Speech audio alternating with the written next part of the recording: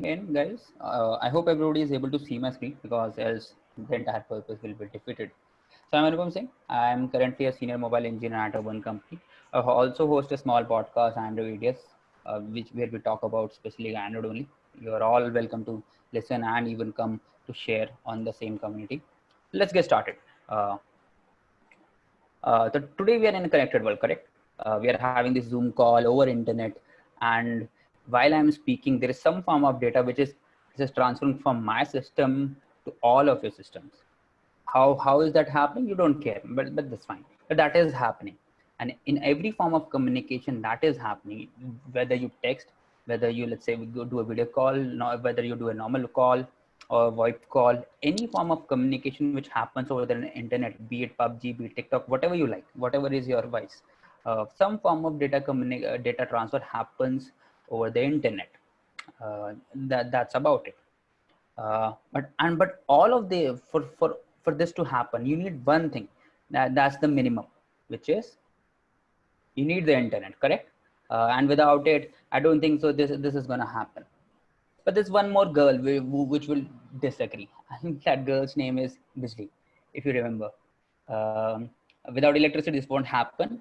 And electricity happened because of Mr. Tesla. So let's take a moment to thank Mr. Tesla, like Elon Musk did by naming his company to him, because whatever we are doing, the cushy jobs we have currently, and we can have this seminar over internet using our laptops, and all that wouldn't have happened if not for this man. Let's start with that. So why are we here? So before that, what was the goal of internet? Goal of internet was simply to create a connected world. Everybody is connected with everybody. है ना? But the question arises: what happens when there is no internet? At that moment, and we have various way to connect to internet, right? We have our hotspot, we have our Wi-Fi, we have our lease lines, we have all those measures, optical fibers, copper wires. All those technologies have evolved to make us connected to the internet and keep us connected to the internet. So the question is, what happens if there is no internet? In that scenario, people thought of this, various companies thought of this, and they come up with something which called as Wi-Fi Direct. So what is Wi-Fi Direct? So Wi-Fi Direct is simply a certification. It is a group of actually 600 companies which gives you this certification, and all the big wigs like Microsoft, LG, Dell are within it. Apple is not inside it. That's a dent. Um, and it's basically second generation of the Wi-Fi that we use, that you have at your home. So what it does is it allows the compatible devices. So imagine you and me, we have devices, and we're sitting, let's say, on a mountain. There is no Wi-Fi. And if my device is compatible with Wi-Fi Direct, I'll be able to share some files, or I'll be able to communicate even by chat, video call, even video streaming from my phone to your phone by using Wi-Fi Direct. That's the technology Wi-Fi Direct is. And for the next 20 to 25 minutes, all we'll try to do is how is that happening. We'll nail down how to implement it in our app. We'll understand how the communication is happening at the root, and that's about it. So what is happening is, whenever this is somebody creates a Wi-Fi Direct connection, so everybody, the guy who is hosting that connection, if he is compatible, creates a group, and he becomes a group owner, and everybody connects to this owner, and everybody is able to transfer the files through each other through this group, the newly formulated group. And so, but this is not new, right? You guys all use Bluetooth. You guys might have all heard of, let's say, NFCs and all those nearby transfer protocols. So what is different? So the speed of Wi-Fi Direct is drastically better compared to, let's say, the existing famous technology, which is, let's say, Bluetooth. It doesn't create, and the range is also, let's say, way bigger. So Bluetooth is around 150 meters. Wi-Fi Direct can go up to 400 meters, which is, imagine 400 meters just to transfer a file without internet. And it has security layer with WPA2 and WPS. But the only problem is the battery consumption is very high in Wi-Fi Direct, especially for the guy who is the group owner. So forget about it. So how the data is actually transferred? So when I was, let's say, looking into this topic, the first question comes to my mind: okay, how does Bluetooth or even NFC or even Wi-Fi Direct actually transfer the data? है ना? So we as developer, what we do is, okay, We understand to transfer a file, we need to shrunk it down into byte streams on an IP and just forget about it. So we create a connection with IP, we crush our data into various small bytes, and we just send that bytes. But what is actually happening behind the scene? So the hardware that you have that in your phone, what is happening is there is simply a transceiver, there's a layer, and you have an antenna. It encodes first your byte stream into the radio signals, and that radio signal is received in an antenna of the other devices, which is again decoded into the byte that you can understand. And further, let's say in higher order system that can understand it. So that is actually at the base. So all the communication we have, even if let's say Wi-Fi direct, Bluetooth, all those are happening through radio signals only. So how does a normal Wi-Fi direct communication change look like? Imagine we all have devices. Okay. So this is the chain. First phase is discovery. Whoever wants to connect to me or to you or your devices, and if you are nearby in that 400 to 250-meter range, will look for people who are also willing to do the same. So we'll probe the request. That is the discovery phase. Once the discovery is done and somebody responds to your discovery, okay, I'm accepting your request to share, and there will be a negotiation in terms of handshake. Okay, so there is a negotiation part. And second part is the authentication, which is okay. Yes, we can communicate, but are you an intruder who is trying to get in? So you will have these passwords, which will limit people who will come in. And at the last, when that is done, the DHCP server will kick in and give you an IP. And now you can transfer data on this IP. That is a normal, let's say, communication chain looks like for a Wi-Fi direct protocol. And all that, when all that happens, it's a match. And you can do all the communication, data transfer, whatever you like. No, not exactly like Tinder, but in a more sane way. So what does an Wi-Fi direct API looks like?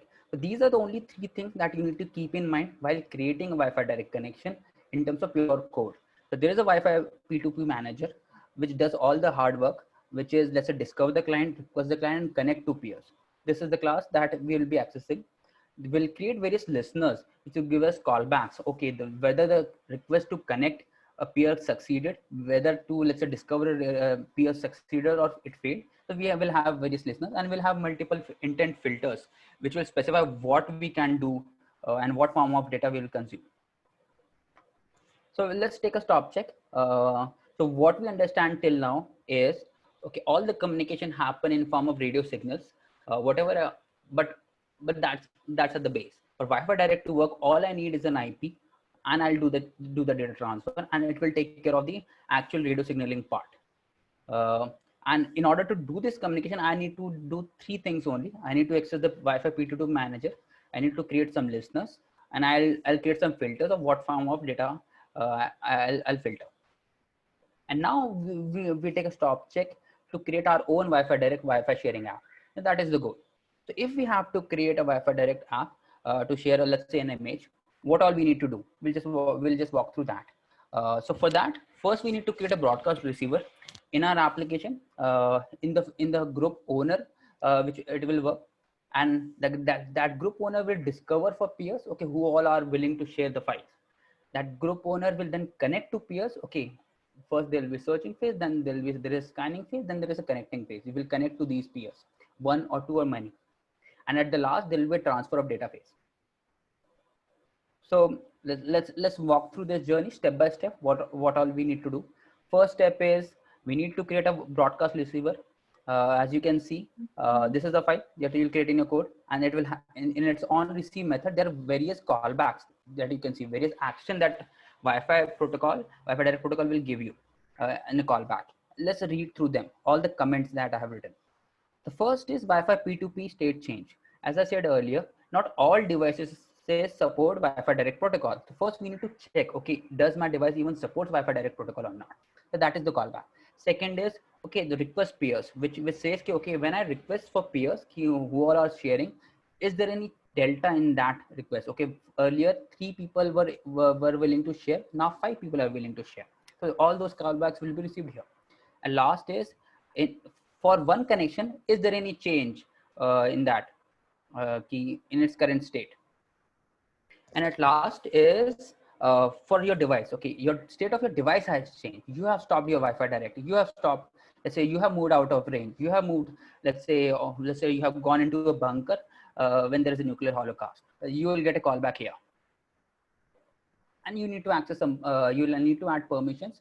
And this means take an eye of some strange permissions.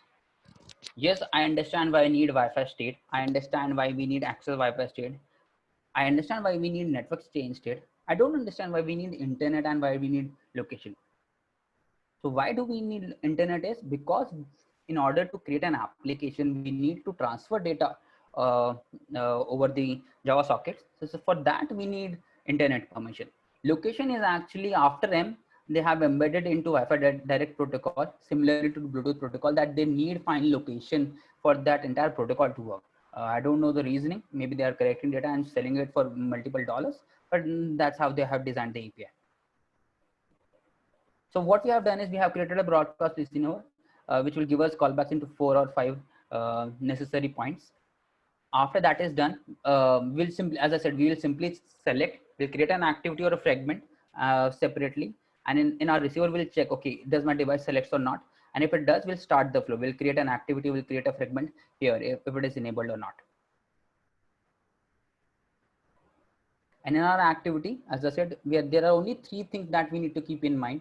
First is Wi-Fi P2P manager. As you can see, we're creating an instance of Wi-Fi P2P manager from system service.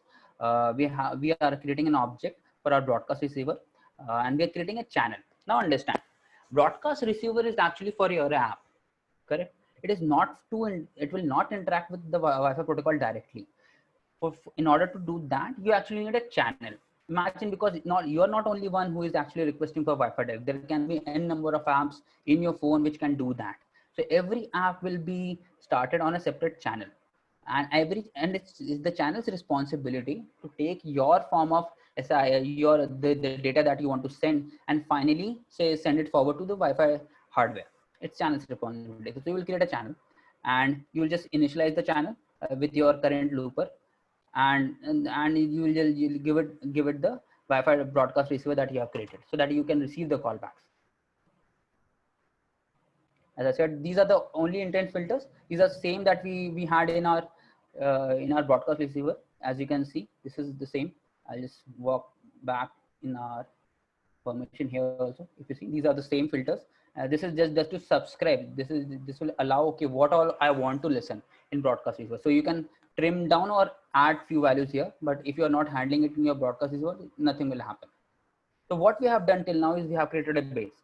We have created a broadcast receiver where we receive various callbacks, which are specific to create a Wi-Fi direct connection. We have created a fragment or an activity where we have object, which is an instance of a Wi-Fi P2P manager, a channel which actually does the communication, and we have given our broadcast receiver objects as a parameter to that channel. That's all we have done, and we have passed the intent filter also. At last, we'll obviously register our broadcast receiver. You can do this through manifest, or you can also do it in your code. It's your choice. Now, so the base is created. So after the base is created, first step is obviously to discover for peers who all are, let's say, willing to, let's say, share the data, which is again very simple. As I said earlier, Wi-Fi P2P manager is the class which will do the bulk of the work. All you need to do is call the API, which says, okay, give me the peers, and it will give you callback listeners, whether it succeeded or not succeeded in your fragment or activity. But there's a catch here. If you see correctly, the Wi-Fi success method will only give success, notify that the entire discovery process succeeded or not. It doesn't gives you the list of people who are available to share the file, because you will receive that callback in your broadcast receiver in the P2P change callback. Here you will get a callback. Okay, you initiated a process to discover peers, and the result of that, those peers list will be received here in your broadcast receiver. That is what is happening after. And here you will receive, okay, some change has happened, and you will again call the request peers. Okay, the channel is created. Now I need the list of the people who are willing to, let's say, share the data. And here you will handle the peer list. So we have created a base. We have let's say started to discovery process. And now after the discovery process has succeeded internally, then we'll request, okay, discovery process is over. Now give me the peers who are actually willing to share.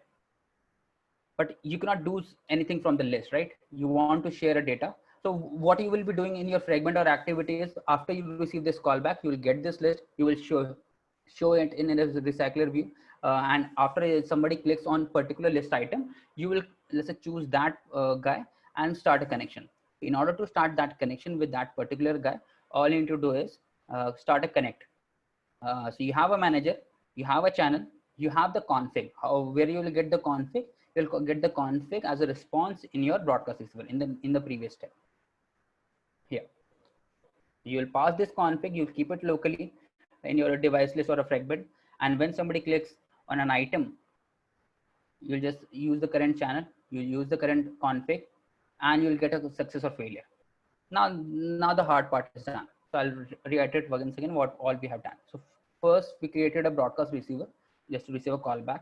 We created a fragment or an activity where just we simply have our channels, which does the actual communication. We have an object for our broadcast receiver, which will get these callbacks. After that is done, we'll start the discovery process. Once the discovery process succeeds, we'll get a callback in our broadcast receiver, where we'll say, okay, now actually give me the list of people who succeeded in this discovery process. And after that is done, you can use that information, the information that you have received here, after the list is received, to show in a UI, maybe a fragment in a list. And after somebody selects a guy from or an object or the device that he likes or she likes to, let's actually send a file, you will make a connect request to that particular device using his config, which is a device address. After this is done, the part 4 is simple. There's no more code, don't worry.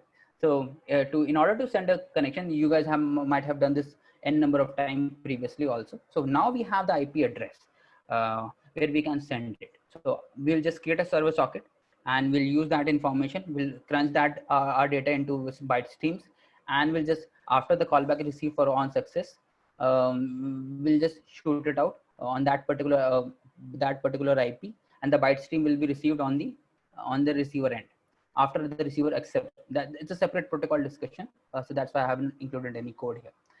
After that guy succeeds, now that the receiver will decide what he needs to do with data.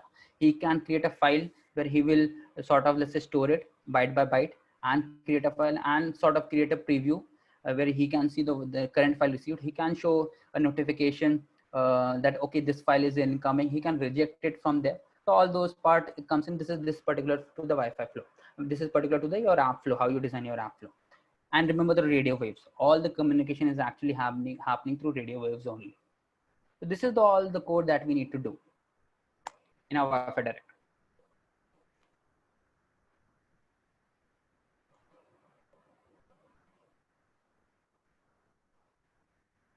So I'll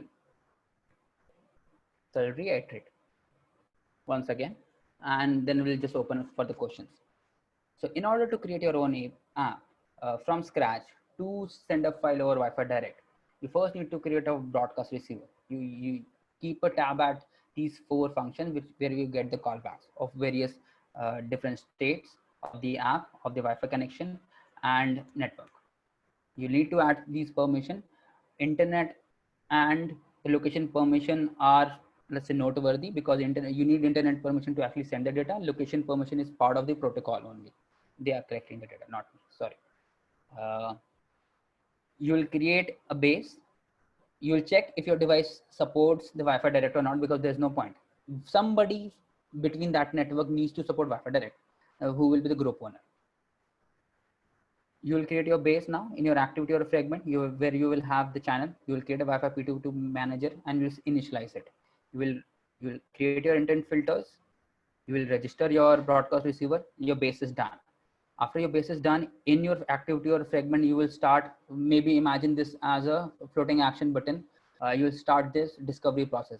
You will get a callback, and you will get the actual list in your broadcast receiver after you have request for peers. So the discovery process that succeeded, give me the list of peers. That is how they how the protocol works.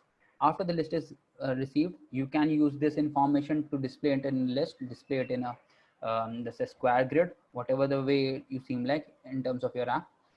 And when somebody selects one peer out of that list to make that data transfer, you will, let's say, start the connection by using its IP address that you already have in your config that you have received in the device list, and you will start the connection. After that connection succeeds, all you need to do is use the traditional JavaScript protocols to send that data in byte forms. And ultimately, everything is going in form of radio waves only. So that's it. Question, guys. So on Slido, we don't have any questions, but I have one. Sure. So how do we handle authentication here? Like I did not see any reference to authentication. So if I have to authenticate like my app to my app, how can I do that as part of protocol, or that has to be done at data transfer time? So you can add this at multiple level. First is when you're configuring your, let's say, Wi-Fi direct connection, right? When you're creating that manager, there's a callback where you can set WPA or WPS. Those are the two authentication that it supports. Okay. So when somebody will make a connection to your device to, let's say, either send or receive the data, at that point, they will be shown a prompt to, let's say, add this WPA or WPS information, and authentication will be received. So you will not get this that device in various states. So every device with the device that you have the config, there are multiple configuration. It is authenticated, it is not authenticated. At that level, on that device information level, it will not, you will not be able to either send the data or even receive it, because you have that the receiver who is either the receiver or the connector who is trying to connect has not, let's say, successfully added the authentication password. So you add this configuration when you start your application, and when you are creating your Wi-Fi P2P manager. What is the password that it needs to that somebody needs to have to, let's say, communicate to your network. Okay, right. So we have some questions coming in to Slido. Sure. I'll quickly share my screen. Sure. I'll start.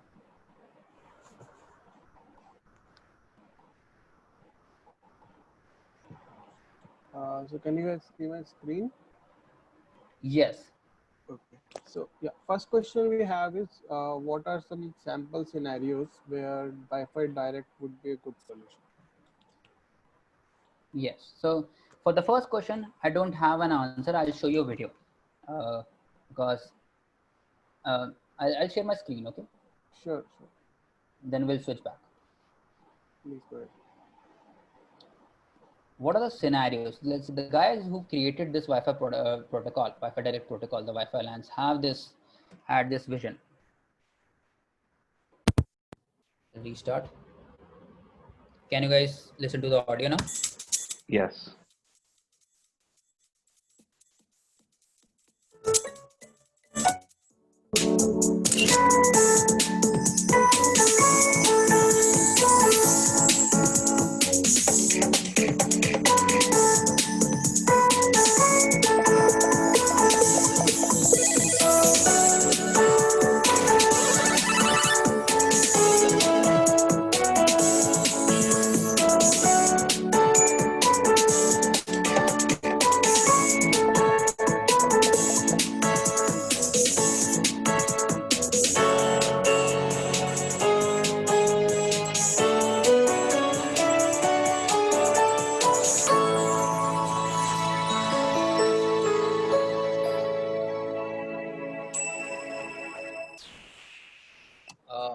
Does that answer the first question? So actually the possibilities are limitless. Wi-Fi direct is very underused currently. It is very underused, especially by us developers. The speed is actually phenomenal compared to Bluetooth. I guess the second question was about speed only. Can you just switch to Slido, Abhishek? Yeah.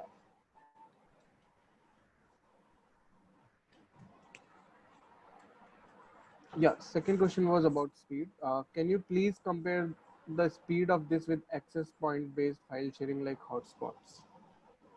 Okay. So I haven't benchmarked, but from what I have read, if I take an example, of, let's say, 1.5 GB or a file like that. So on Wi-Fi Direct, you can literally get speeds upward of various 10 or 12 MBs, which is, and in best case scenarios, very high. So I don't know. I'll just quickly check what is the speed of normal hotspot, which is I guess around in kbs. Wi-Fi Direct speed. That is what I remember. Okay. Give me a second. I'm checking their website.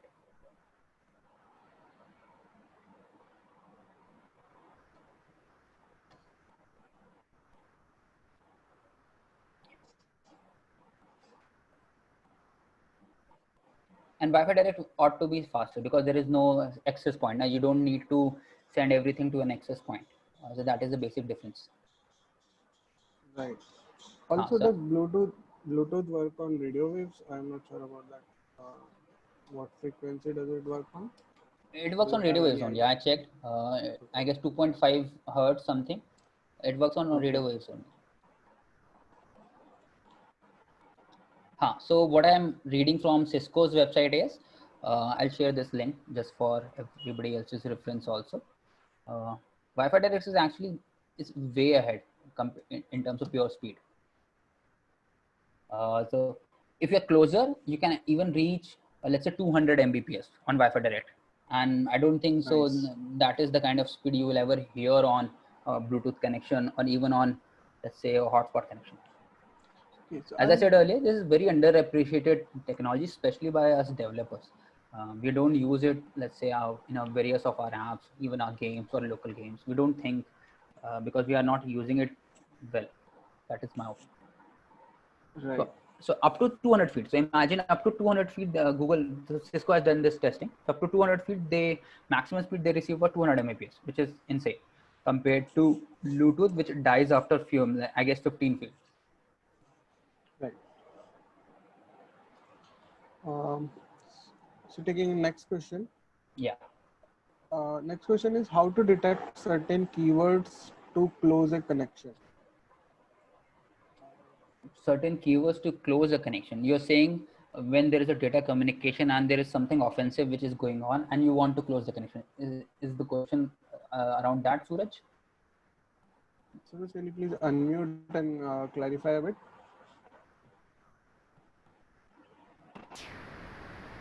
Yes. So that is a different level. That is not protocol. Yes, whatever you're doing in terms of protocol, you have list, you can kill that connection. But if you're creating a chat app, so we have done this way back, I guess in 2017.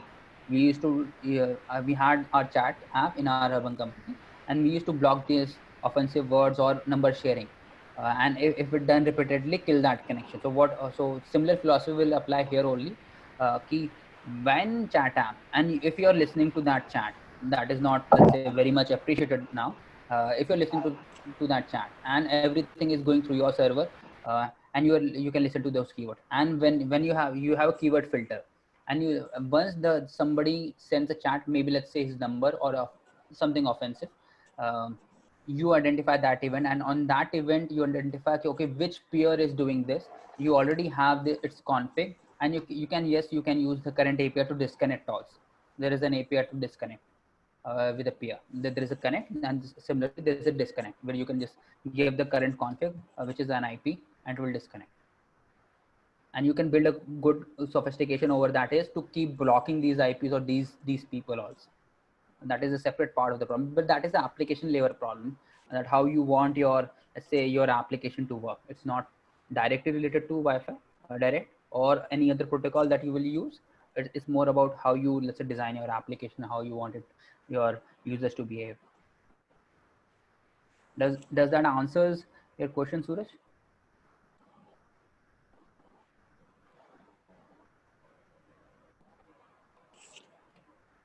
Hello. Suraj, are you still there? I think not. So let's move on to next question. Next question would be, so all those apps like ShareIt files go use Wi-Fi Direct to send No. data? No. So I'll tell you why I sort of worked on it. I wanted to do this. So remember I earlier told you, okay, Apple is not part of Wi-Fi Alliance, correct? If you remember, I told you guys Right, there Yeah. are right. 600 companies, but Apple is by choice not part of Wi-Fi alliance, and that kills the entire purpose. That is the reason actually Wi-Fi Direct is not as popular as we see it, because the cross platform communication or cross platform data transfer cannot be done through Wi-Fi Direct over Apple specifically. Wi-Fi Direct works very phenomenally between Android devices, Android to Windows systems, Windows to Android. So you can create this ecosystem, but Apple entire ecosystem is missing for Wi-Fi Direct, and that is the actually the driving factor why Wi-Fi Direct is not that popular. So I looked into Share It also, okay, how actually Share It works. So that boggled me, okay, but Share It is able to do it because you can transfer data on a very high speed from using Share It from Apple to Android. And how is that happening? So when I deep dive, I found this protocol. So Share It is actually working on this soft AP. Have a look at it. It is basic. Sorry, I shared it privately. My bad. I, I, I sent something on chat. There is this protocol. This protocol is very simple. As somebody earlier mentioned, it is actually in Wi-Fi Direct, somebody is a host. Similarly, here somebody is a host who shares his hotspot. The data transfer is happening through a hotspot. Basically that. The soft AP is the protocol on which ShareIt is built, and you can have a look at it. Create your own ShareIt. Feel free to do like. There is less documentation available. I have tried how to go about it about soft AP, but that is the protocol that he used. So I went through various websites while I was researching this. Cool. So next question is, why do we have to do discover peers if we are registering the broadcast listeners? Okay, so there are different purposes. Okay, so broadcast receiver is basically for your app to listen to various events through the channel that you have created, that those are happening on the hardware. The channel is interacting with your hardware, and your channel will interact with your broadcast receiver. That is its purpose. It will just receive the callback, change of events, whether the device has changed, whether the peer list has changed, or whether the, let's say, state has changed. It is for callback, but for receive. So you can call various functions, and whatever intent filters that you have defined, you will get those callbacks in your broadcast receiver. So those purposes are different. So broadcast receiver is just for to listen to these callbacks. Discover peer is an API which a user will trigger by choice or by some action, or you can directly call it when your app launches. Okay, discover the people who are nearby, and when that happens, you will get a callback in your through the channel, first in your hardware, then in your channel, and that channel will notify your broadcast listener. Now you're free to decide whatever happens in your app. So those are two different things, but they serve different purposes. So broadcast listener is for your app. Discover peer is for other people who are trying to, let's say, connect to your app. Those are different. So broadcast listener is sort of listening to Wi-Fi events, and your discover peers sort of API sort of starts this communication so that you can listen to this communication in through your Wi-Fi protocol, Wi-Fi direct protocol. Cool. So next question is, which of the permissions require runtime permission request? Location. Okay. Location. And if you're sharing data, by obviously data storage. Right. Location is absolutely needed after M, and because it is part of the sensitive permission group. And similarly, write to external storage. If your app is writing, if you create two apps, which let's say one which is a sender, one is a receiver, you might not need it in the sender. But normally nobody does that. Everybody creates one application only, sender and receiver. So we'll need location and, let's say, write to external storage. So next question is, I got an error for check self permission for find location, I guess. Mm-hmm. When I implemented Wi-Fi P2 manager discover peers, why did that happen? So what I can guess is you didn't check if you already have that permission or not. So whenever you're opening the app, first thing that should happen is you should get the Wi-Fi direct location and the write to external storage permission. Write to external storage can come later when you're actually sending the file or receiving the file, but first permission has to be location, and you will get a callback in your activity. Then and you need to propagate that into your fragment if you have a fragment, and keep that state. You already have that permission or not. So I guess that you are not sort of waiting for system to give you a callback. Okay, the permission is right. So your code flow should look like you request for permission, your system will give you callback. Okay, the permission received. here you will start your discover peers. And the next time you will check at the top of your code, okay, do I have the location permission? Not okay, no, I'll request for permission. If I have the permission, I'll request for discover peer right away. If I don't have the permission, I'll request for the permission. To answer all these questions, let's say I have created a working prototype. I'll share its link here also. Give me a second for everybody to, let's say, Good whoever evening, wants to. sir. So can I ask something? It was my doubt. Sure. Yeah, good evening, sir. Sir, actually, I gave users permission in manifest file already, so that doesn't work. I have to, do the activity for result code also, like you told Yes. me to So do there are this. various level of permission. The few permission you can get directly, but you have to mention them in your manifest. That's absolutely needed because system will not know. But even if when you mention in a manifest, there are a group of permission which are considered sort of dangerous permission because though that information is sensitive for the user. Prime example is location. So now Android M, you ought to get users consent specifically to get its location. And with Android 10, there is one more level that you need to handle. Give this permission while you're using this app, or give this permission forever. So it's based upon what the type of permission you're using. We are using two dangerous permission, one minimum, one is which is location. For location, you need to get users consent. Only after that you will be able to sort of call discover peers, else the Wi-Fi P2 manager will reject this call. I'll share my code also. I've created a repo, so you guys Sure. can have a clone it, and it's a working prototype for Wi-Fi Direct only. Give me a second.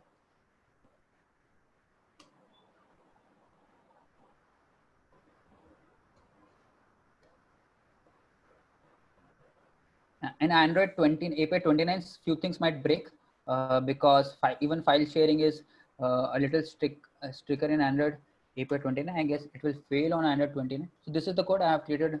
This small repo, you can clone it locally, and this is the working prototype. If you see the code, shall I? Uh, if you see this code, you will see I'm first accessing in my Wi-Fi direct activity. I'll request check for permission first. If I have the permission, then I'll ask for a discover peer, else I'll wait for permission to. So Does that with answers your question? Yes, sir. Thank you. Cool. Feel free to check out and let's say see what you might be missing. Okay. How is data so handled coming from multiple peers at the same time? Okay, so now, so all we till now talked about was about how do we, let's say, discover peers and send data. And we haven't talked about receive data.